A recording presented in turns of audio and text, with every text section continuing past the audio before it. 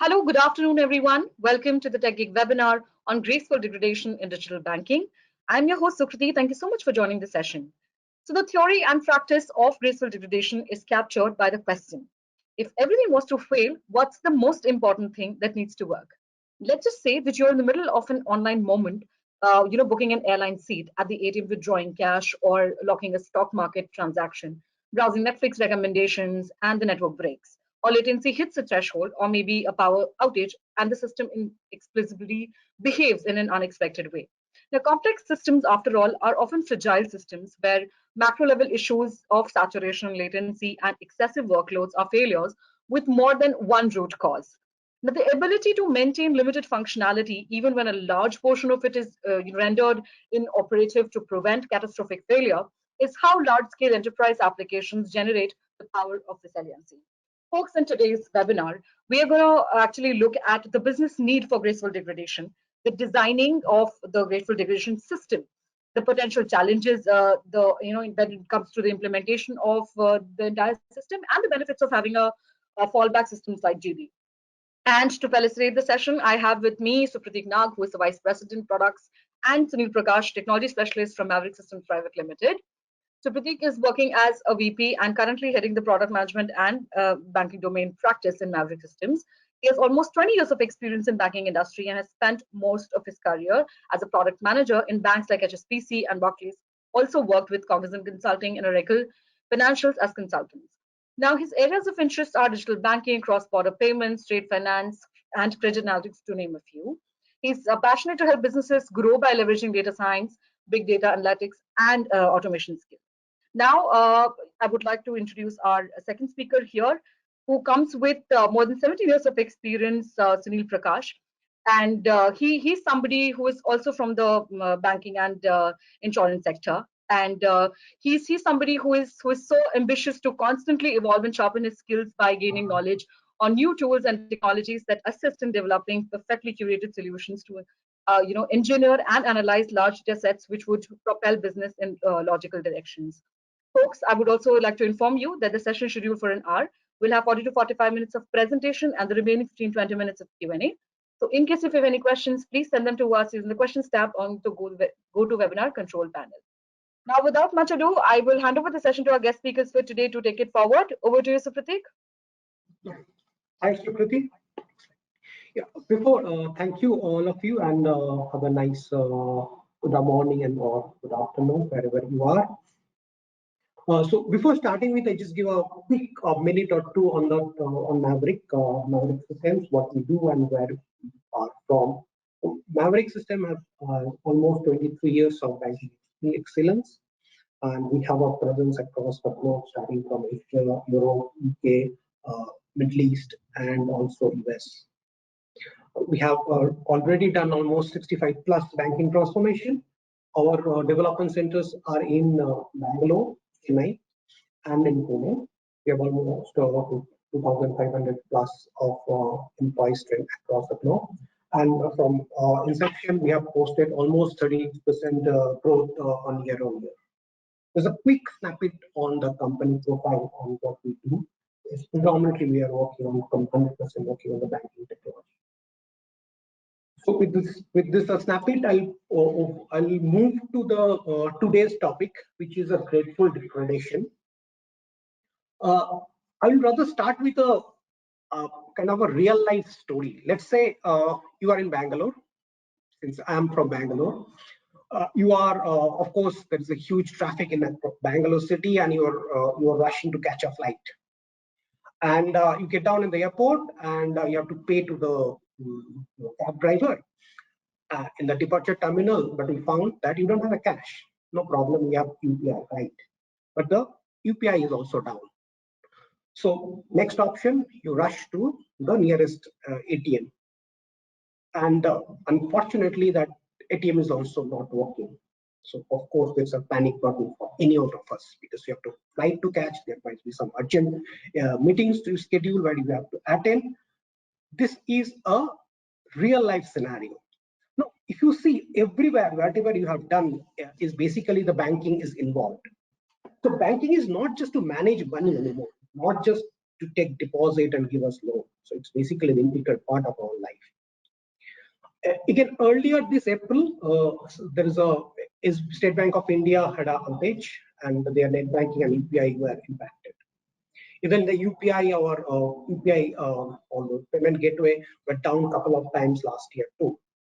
So all this, when happens, people get panicked, and there are a lot of social media messages get flooded, and it's an issue of reputation and trust for the banks. Now, this panic button can create a ruckus. We all know that, because even the panic button will create a ruckus for Silicon Valley Bank too. Whereas a simple message in a venture VC group or WhatsApp message there leads to a huge amount of cash withdrawal and subsequent collapse. If you remember, there was a similar situation happened with ICICI Bank long way back in 2003, when there was cash available. There's no cash availability on few ATMs in Gujarat, and which create a news, and which news was spread like a wildfire across the country. And people who were having an account in ICICI Bank were rushing towards the ATM on the bank to withdraw money, and it became such a scenario that ultimately RBI have to step in and release a circular that ICICI Bank is not in a cash crunch, or no problem in the bank. Even for that matter, they have to provide a short-term liquidity to ICICI Bank because there is so much of cash withdrawal is happening. So these kind of situation is not something which is not happening. It's happening across the world and from different places and different times. Even there is outage in the Amazon also the last couple of years back. So from banking side, what could be the cause for this outages? One could be, we all know there's a bank always has a kind of they know how much transaction volume is they're supposed to meet on every day, but there's always a surge. It could be a surge during month end, year end, or during the season. Or there could be a regular system downtime or maintenance. Maybe the third-party application downtime, like as I was mentioning about AWS. So, graceful degradation is basically a solution to this entire problem. So how it is? It is basically, it will create an ability or a feature of the application where it will work on a skeleton functionality or bare minimum features which is required for the customer. So to explain this, let me give you a very layman's explanation. We all know escalators, like when an escalator is not working, you can use it as staircase. So this is basically the graceful degradation is all about. It is a part of the, or it is basically a part of the actual web application to increase or to increase the web accessibility. And also, the graceful integration should always be part of the overall customer journey, right? So because and even then optimizing, it should optimize the toggle between the request response at the full availability and publishing and subscribing to the lower service level. It can also to have a features during the low network or no network areas, where you can use the data stored in the customer app. So this is basically the overall, I would rather call it the background of the graceful degradation. So here, what we are supposed to do is basically we'll take it through the one of the case study, one of the platform which we have built on this graceful degradation, which we have implemented for on the large global bank. Can move to the next slide. So as I was mentioning the overview, so here the problem statement was the bank wanted to do the graceful degradation for their core banking and credit card application, which both were running on mainframe, and they want to do the they want to do it so that their online banking and modern banking platform should work without any interference or without any problem during the time of during the downtime. And of course, it should provide a rich digital experience even when there is a downtime is happening.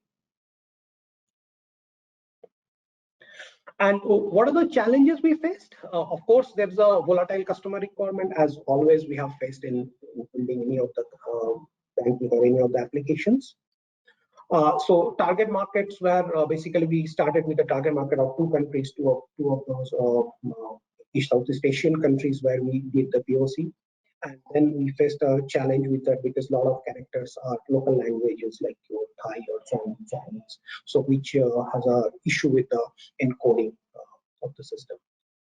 So with this, I will probably take a stop here and just to hand it over to Sunil, who will take you to the technology stack and here. Yeah, sure. Yeah, thank you, Supratik. So here, as he was mentioning, the bank wanted to actually create a fallback system from their mainframe system where their mobile and online applications were running. And they wanted this fallback system to actually deliver bare minimum features like account details and account summary whenever there is planned or unplanned downtimes when the bank was going through. So before graceful degradation, the users of that bank who were using their apps could see a screen of when they were trying to log into their app when there was a downtime. They could see a screen pop-up saying that there is a downtime in our app and you will be able to log in only after a certain time. So they wanted to eliminate this and make it smooth for their customers. That is why this was come. So here, so I think he covered the two challenges that were for the functional requirement. We had to actually, walk backwards for data elements, as well as since we did encoding in local language, since the encoding was in the local language, while we were streaming data, we lost that encoding, which we had to regain. And also there was a lot of diverse tech stack that we saw in the bank's environment, like some of these which are mentioned here. Basically, their mainframe system was running on DB2, and then their fallback system, which they called it as Smart Data Access, they wanted it on MongoDB. And we used Python, Java, Groovy, and Spark to actually build the connection between this DB2 and MongoDB. So now, how did we arrive at the solution, and how did we implement it? So basically, Graceful Degradation project created something called as Smart Data Access, which is nothing but a database of a large MongoDB cluster, which is of 3 nodes in size, for improved digital experience through mobile and online banking channels for the bank, so that they could tackle these planned and unplanned downtimes. So, and also some of the concern that they had is they were doing only batch process before this. After implementing Graceful Degradation, they were able to stream messages and track their real-time, transactions that are happening on the go. So basically, after implementing this solution, the bank was able to achieve direct and continuous pull from core bank, that is their core banking product processes, where generating transactions to their apps in real time. That is the major benefit that they had with this. And throttling of high volume real-time pipelines. So for example, in production, they used to see about 20,000 messages per second. So what we did is we actually chunked the messages, that is using select queries. We set a limit wherein it could chunk the messages into 4 chunks so that the server doesn't crash. And also we merged multiple streams for card events, that is when it comes to debit and credit cards of the business. So some part was through real time and some part was through batch in their existing system, and hence they wanted to merge both and create a standard record in MongoDB, which we achieved. So basically, we designed a stream first architecture to process real-time events and batch feeds to synchronize both this fallback system and the mainframe system, which is SDA and Hive. That is for cards, they had some records on Hive, and for co-banking, that they had it on DB2. So we synchronized both these systems. So this is how we arrived at the solution. So, but how did we do that solution is what I would like to explain in this architecture slide. So basically, here, if we look at the channels that the data is coming through. We were receiving data from mobile and online servers, and it used to pass through the enterprise service bus and arrive at the source, which was DB2, and for batch process it was Hive. So basically, all the source data for us was provided in DB2 system and the Hive system. So DB2 majorly hold only core banking data, whereas Hive held cards data. So from DB2, we as our proposal, we used Confluent Kafka because it has good support in production when it comes to maintaining the cluster. So from DB2, we laid out source connectors which would poll messages every second and send it to the respective topics, Kafka topics. And the other end of the topics was connected a sync connector, which actually was pushing the records to MongoDB. And as I said, they kept only minimal information there, that is account summary and account details, which covers customer, account, relationship, and card. These are the four line of business that they actually kept in their fallback system. So this was about the real time. So in real time, as Supratik was mentioning in the previous slide, we faced a lot of challenge in encoding. That is, since the since the countries that we implemented were majorly South Asian countries, the local language posed a bit of a problem because while we were trying to stream messages to the Kafka cluster, the message encoding was getting lost. So we had to actually write something called a single message transform in our Kafka sync connectors so that we actually regain the encoding and push the messages to MongoDB. So this is how the real-time line worked for core banking. And when it comes to cards, actually, it was a little bit complicated than the core banking system. So in cards, there were servers which were releasing files to Hive, and there were daily jobs which were creating Hive tables.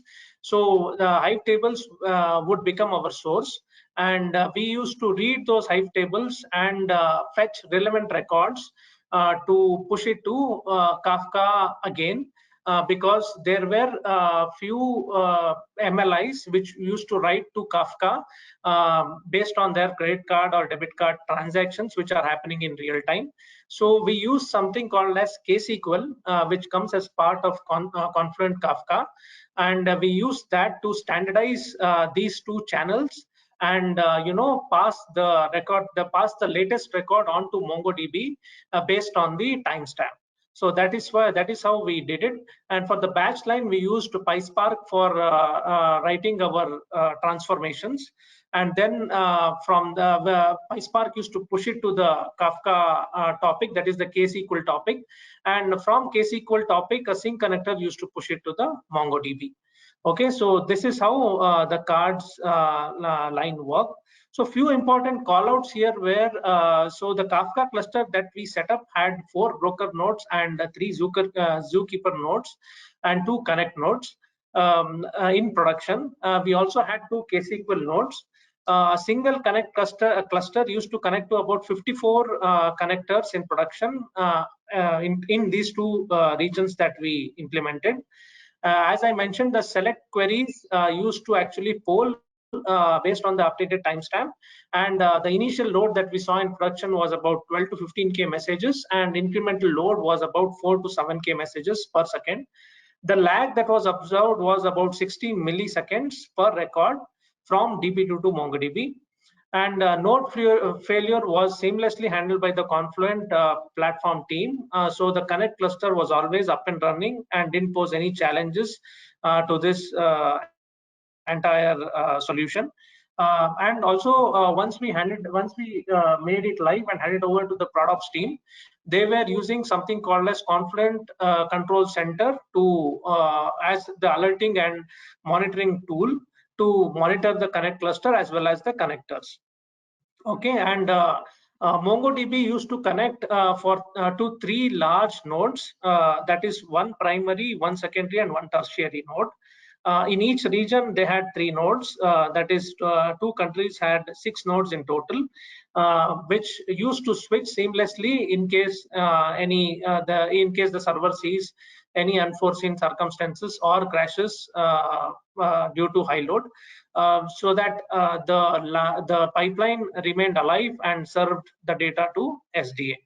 And data quality checks were done using account number, card number, logo, and OR code. As you guys know that in this growing data world and digital world, data quality becomes predominantly important, so that we have only clean data sent to the gold layer. Hence, we performed rigorous data quality checks to SDA, to the data that was sent to SDA. So from SDA, we had a digital team which wrote a private API through which we were actually sending the data to the mobile app and the online website of that major bank. This was the end-to-end line that we built. So whenever the banks saw a downtime, what used to happen is that if the customer had logged in during that particular time in that region, he used to not see any change on his end, because the fallback system that we created would automatically switch and come up and show him his account details and account summary. Whereas if we tried to perform a transaction, that wouldn't happen, because it was only limited functionality that we achieved with this fallback system. So moving on from here, so as part of this SDA program, the bank benefited a lot. As I mentioned, actually, whenever their mainframe system goes down for even about 5 minutes now, they will be actually retrieving critical details like account summary and account details, and will not disappoint their customers during their maintenance windows. And through mobile and online banking. That is the major benefit that this bank achieved in doing this. Yeah, that's the total about it. So now I think we can make it an interactive session and open for any questions that the audience might have. There is one question. Yeah, from Sharmila Har. Yes, this is basically, though it has been built for one customer, but the way we have built it is basically it's a framework we have built, so which can be used for similar such customers. Is it a question? Yeah. Yes. Yeah.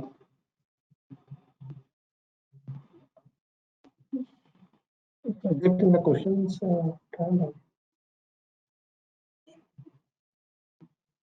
Chat. Okay.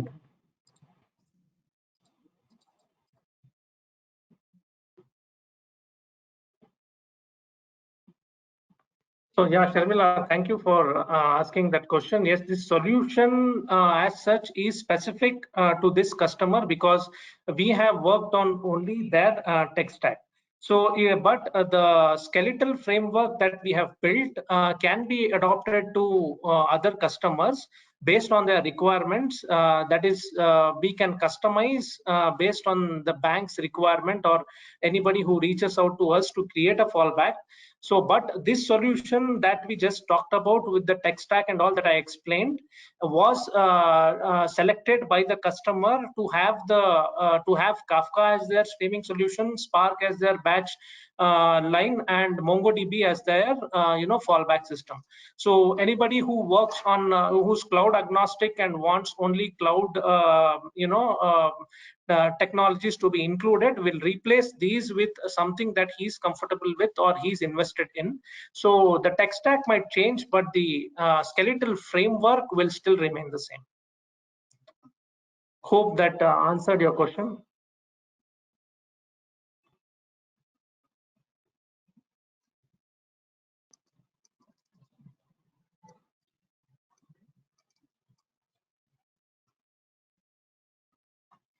Yeah, I see one more question from Saurabh. He asks, is there a plan to completely move away from mainframe? Okay. So I don't think so. There is a plan to completely move away from mainframe because it's a system that is been serving their apps from I think past 25 years, and it will not be that easy to move away from mainframe or the DB2 database that I was talking about. For that it requires extensive data migration effort, and they'll have to they were running Teradata as their data warehouse, and they will have to replace that with something as a Hive or any other data warehouse technology that they're comfortable with.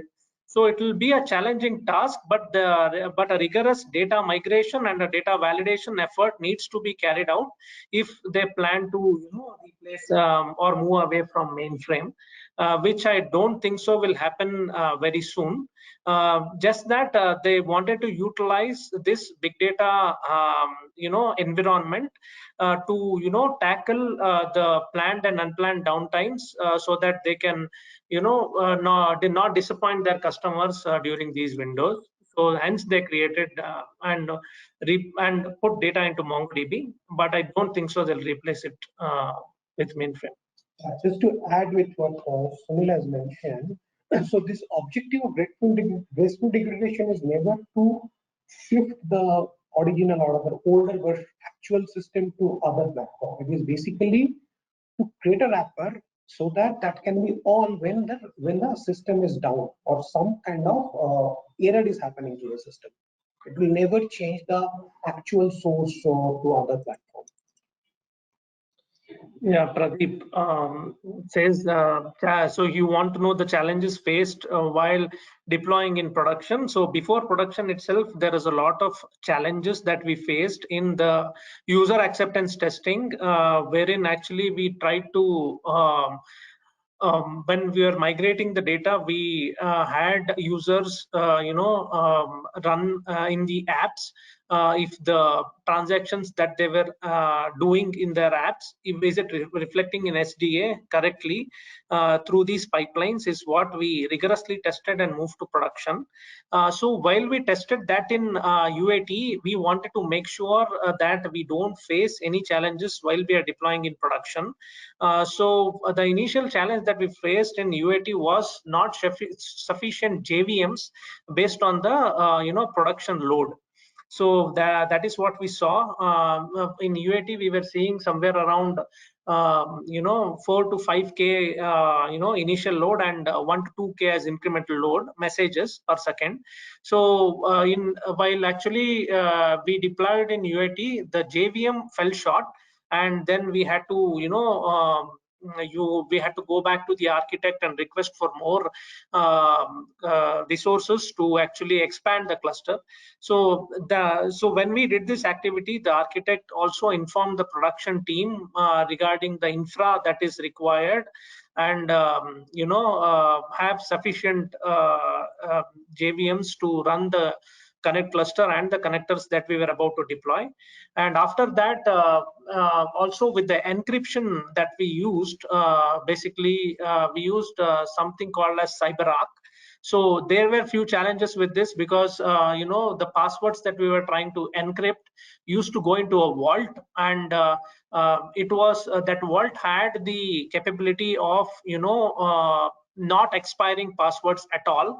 In UAT, we didn't adopt that, and the password used to expire every 30 days, due to which the handshake between DB2 and MongoDB, the DB2 and the Kafka cluster used to fail sometimes due to expired passwords. So hence, while actually we were pushing to production, we made sure that that password, whatever was there, doesn't expire and stays safe in the vault. So we eliminated challenges like this, and once we went live, they didn't see any such major challenges in production. These two challenges were the major things that I could think about.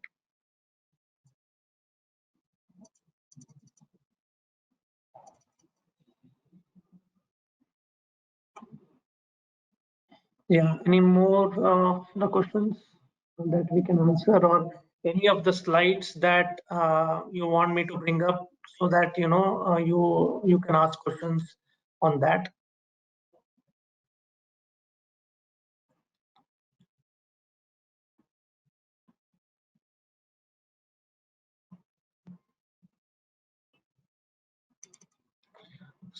So, okay, Rahul asked, how are we managing all of this massive data?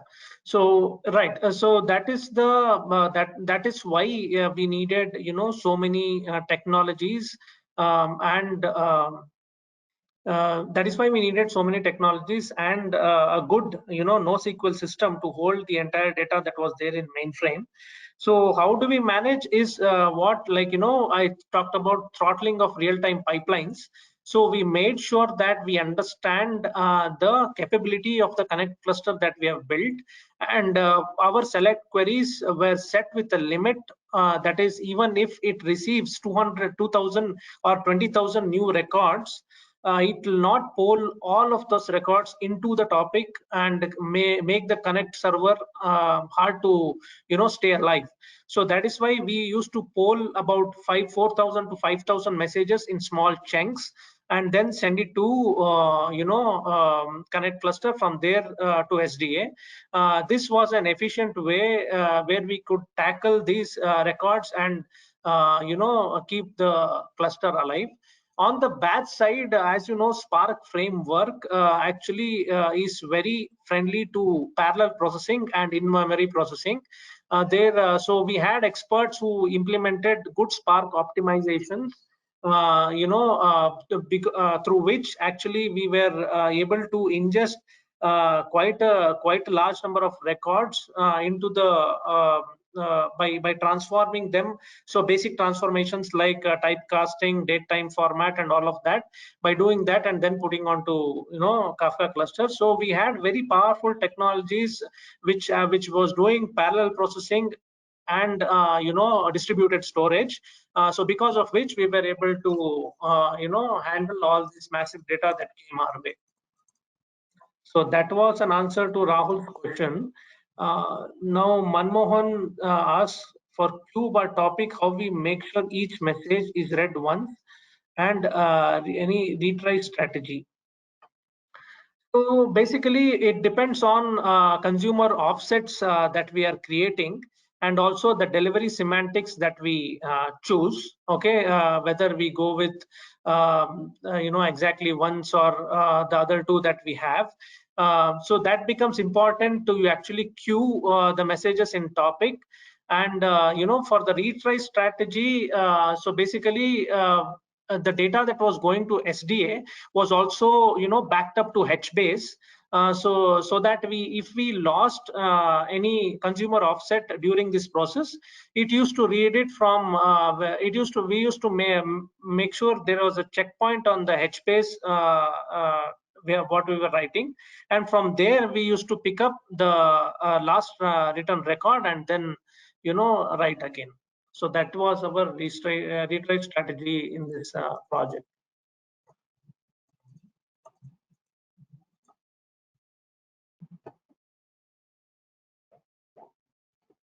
Question?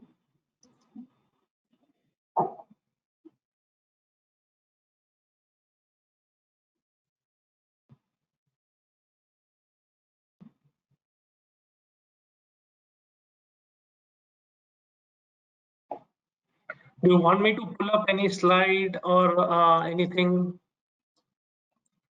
that you want to discuss more about?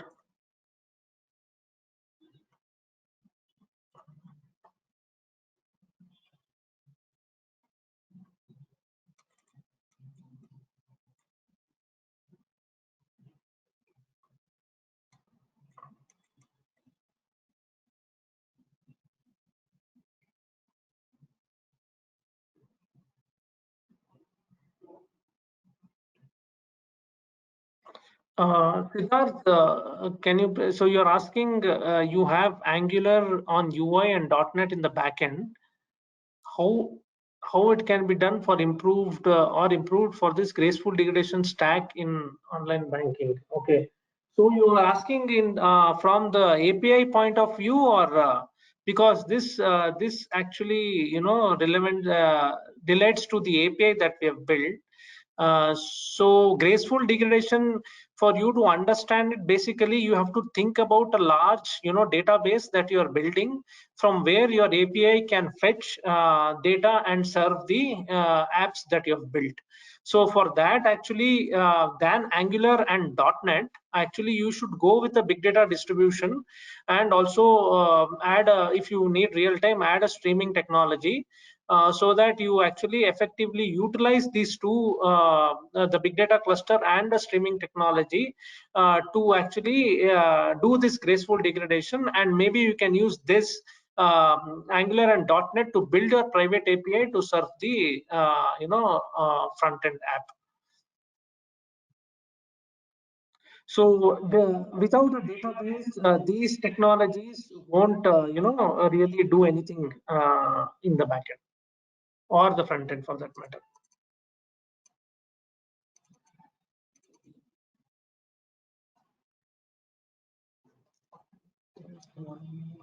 Yes, there are many more. Okay. Compliance.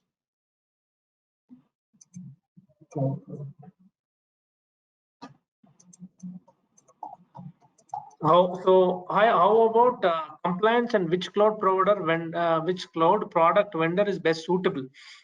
So basically, compliance, as I said, so you should select a proper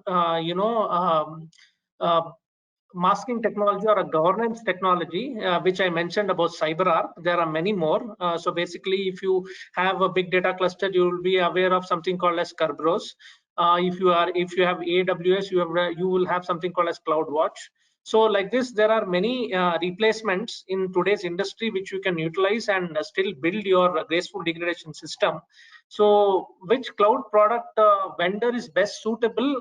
So you see, popular one in today's world is everybody's looking at AWS, but you can definitely do it with any cloud provider, be it be Azure or GCP as well. You can do this, but today's demand definitely points towards AWS, and you can definitely create a good graceful degradation system by using the offerings that AWS offers, and definitely build a good compliance system as well. Only thing that you need to keep in mind is the data governance that you will build in. That you need to have specialists who can build that data governance system for you, so that you will have a good uh, uh, you'll have a good compliance in place, and your passwords or any other sensitive details that you don't want to expose are safeguarded in a correct manner.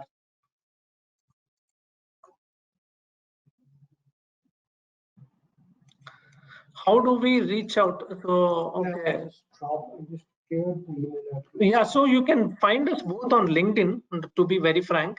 So you can reach out through LinkedIn, and we will be happy to clarify anything there. You can drop us messages, or you can LinkedIn also has our contact email as well. You can just send your queries through email, and we will help you how to organize.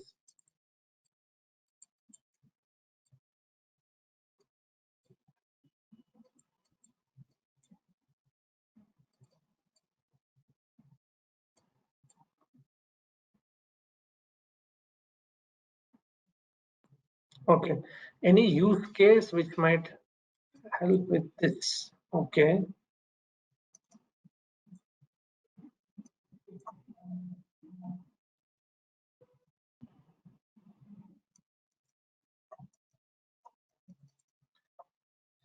So the use case is what we explained here. So use case is what Supratik elaborated as well. So in today's growing digital and data world, Supratik, do you want to take that? Yeah, sure. I would like to take that. So it's like let's say in last post-COVID, you can see there is a huge, it's almost fivefold of your digital transaction is increased. But in that sense, very few banks has enhanced their infrastructure, right?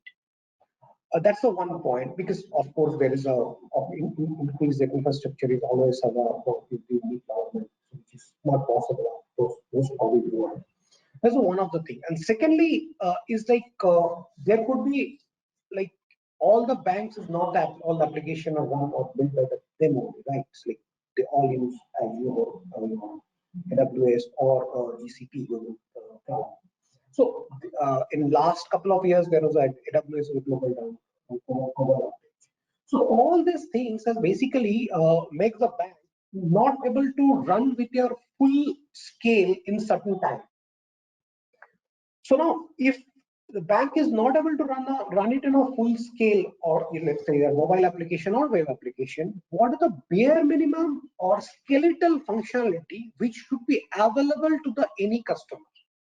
That is all the graceful degradation is all about, and the way Sunil has basically helped you to understand how that technology stack and architecture is supported. That is like for in this case, the requirement was to show their minimum balance, average balance, and 4 5 6 transactions. So that's the use case is all about. So of course, it's not possible to give you the entire stack during the downtime, but it help you to give you at least a basic functionality. So okay, so like how much balance you have in your account, even the bank is done.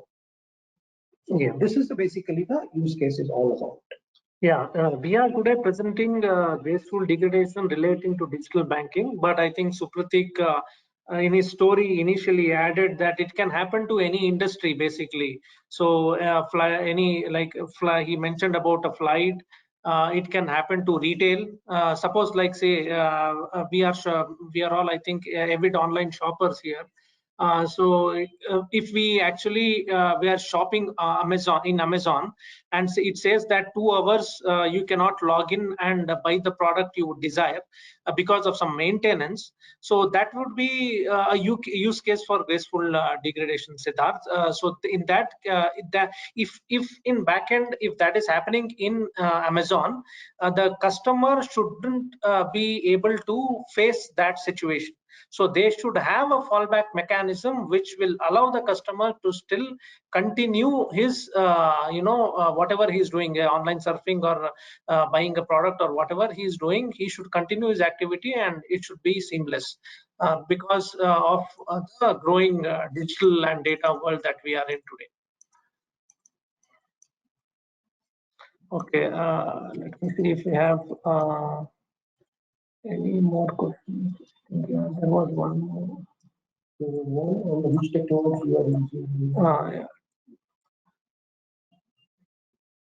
To handle data. Okay, that has come later. So Rachana here is asking, do bank hire a data analyst? Which type of work analyst will do? Okay, yeah. So that is not relevant to this topic, but still I would answer. So basically, yeah, banks will hire data analysts, or any company would hire data analysts, and the kind of work a data analyst would do is that, in this case, if I have to relate to, as I mentioned, that we were writing to a data warehouse called Hive. So generally, any business will try to derive meaningful reports from a data warehouse using using tools like Tableau and Power BI. To understand in which logical direction should they propel the business to. So building these reports and dashboards from a data warehouse using a tool like Tableau or Power BI will be what predominantly a data analyst would do.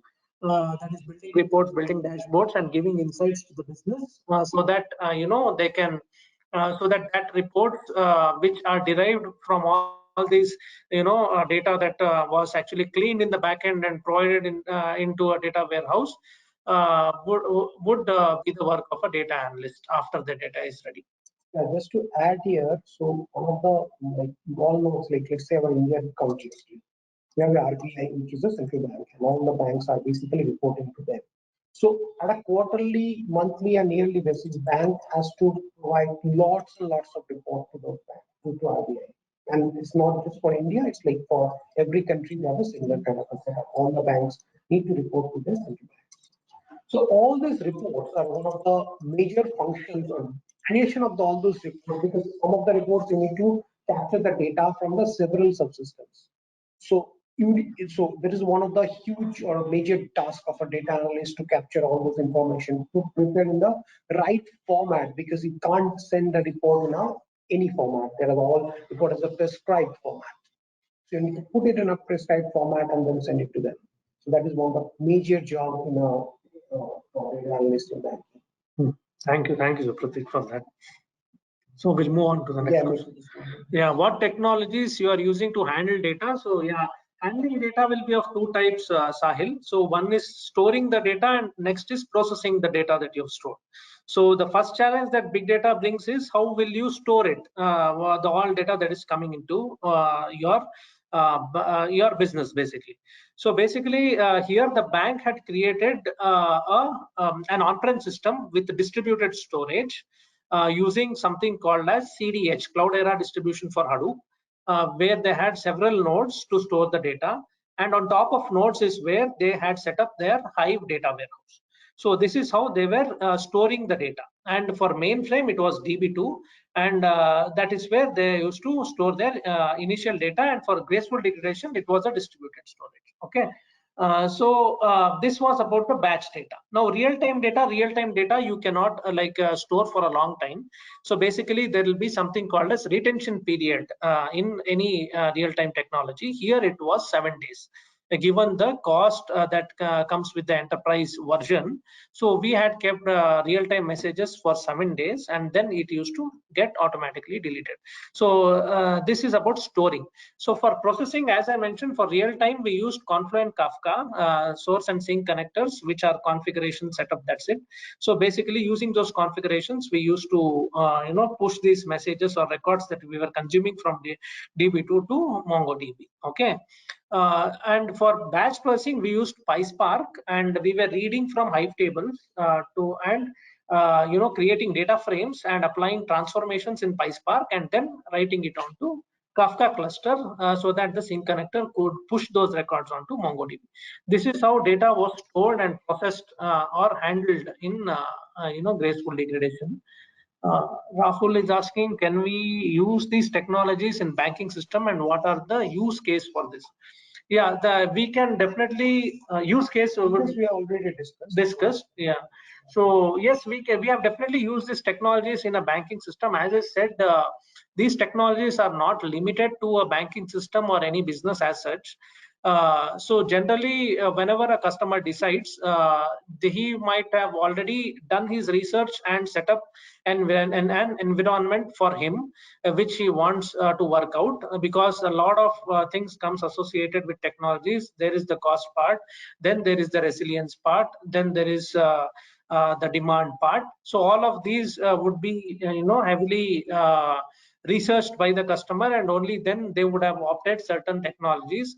As I said, banks majorly don't turn towards cloud, because whatever data they handle is very confidential, and they will prefer an on-prem system like CDH or a CDP to have their banking needs. However, recently what we are observing is a portion of their business, they are planning to move it to cloud, which will be an hybrid system working for them. For banking specific question, yes, definitely. So they would like to have a hybrid system to handle all these unforeseen circumstances they want.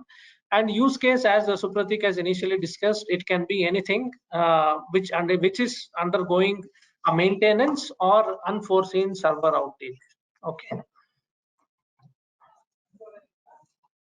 From customer perspective, what are the features included? Yes, yeah. So, so for this question, Manmohan, let me just go to our slides again. So here, if you see, sorry. Yeah, this one. The 3 points that actually you're seeing here. So direct and continuous pull from core bank. So in graceful degradation, when we implemented graceful degradation, the bank didn't have the capability to actually track their real-time transactions in real time. It used to come as events in end of the batch. So what first Graceful Degradation did is that it gave the capability to the bank, saying that if a customer is performing a transaction, he is capturing it in real time and actually reflecting it in his app. So that is the biggest positive that the bank saw. Second is, as I mentioned, throttling of the high volume real-time pipelines. That is, the bank used to receive a lot of messages in actual production scenario. So that we actually chunked it and made sure that the pipelines stay alive in spite of high volume.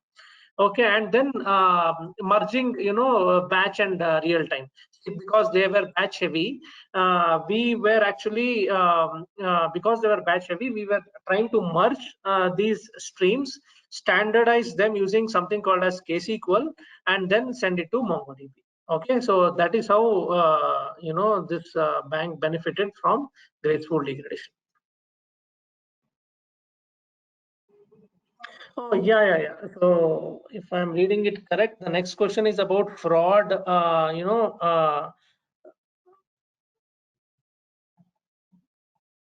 For the real data, is it possible to handle fraud transactions?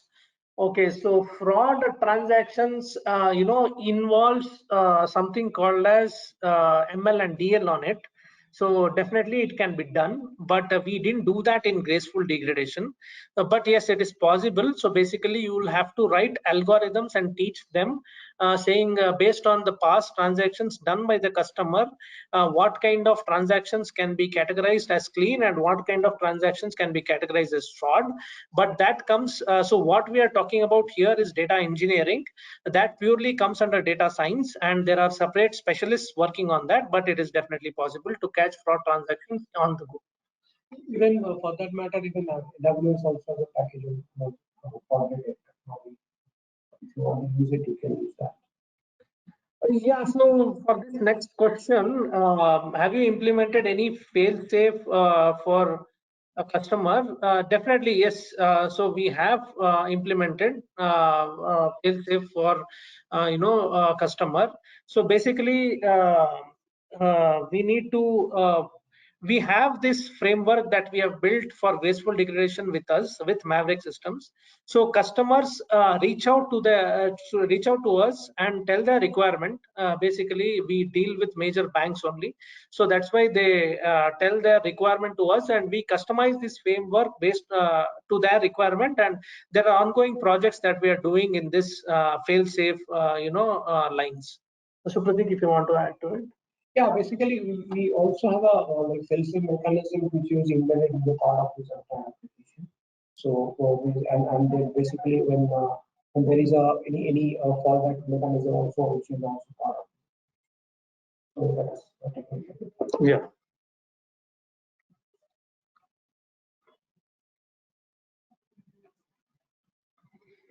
Yes, I think we have about 8 more minutes to tackle any more questions and anything else that the audience might have to ask us or on the slides that we have presented. Yeah.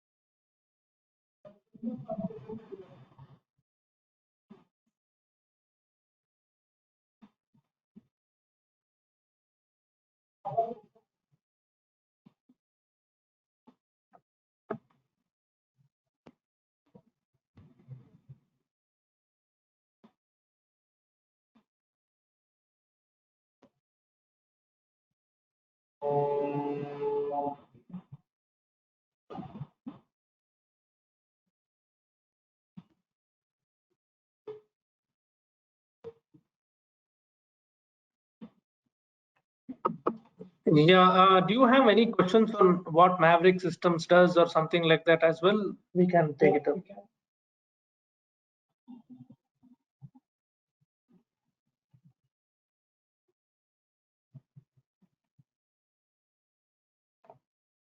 Like Graceful Degradation is one of the project that Maverick did.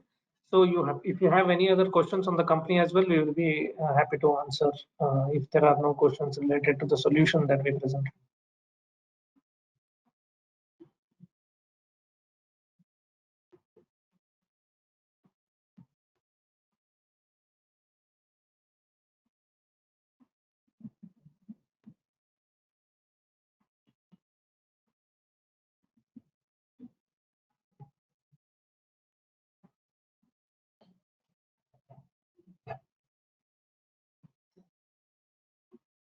Hey, Sunil, Supratik, we have covered almost all the questions. Now that Sunil, you called out for the questions related to Maverick, I have a question that has been just dropped in by Rahul, and he's Okay. asking what are the core technologies that Maverick deals with?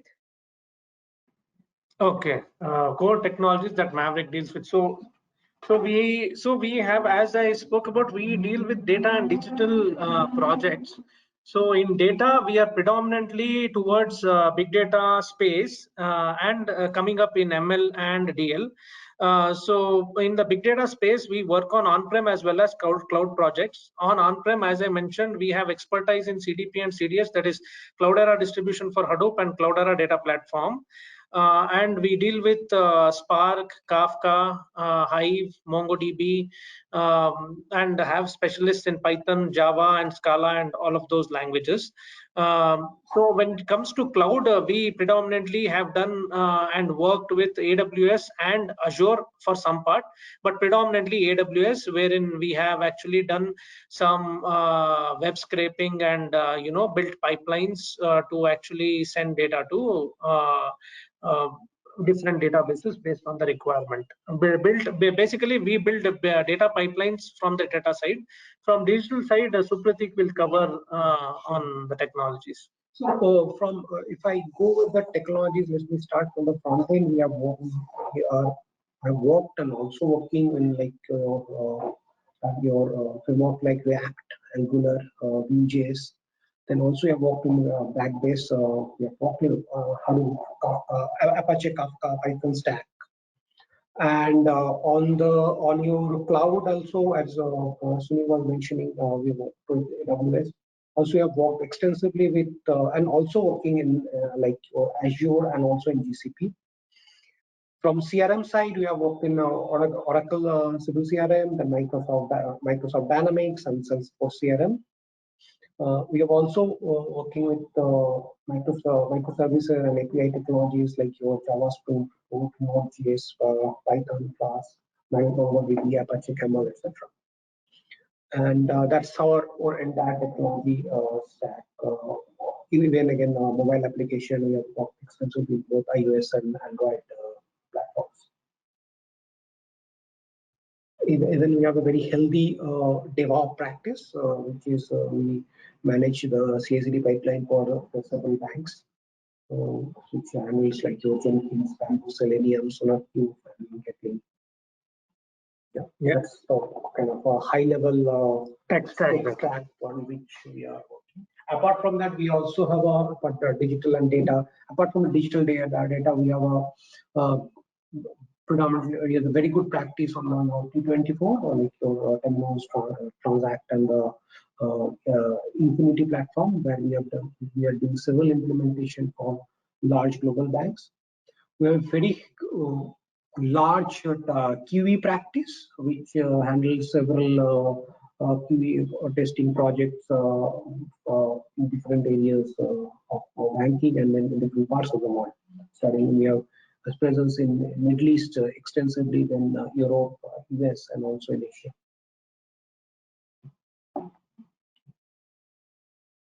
All right, Sunil, Supratik, we're in time. Thank you so much. Before we wrap up, any closing remarks that you would want to give to the audience? Yeah, so basically,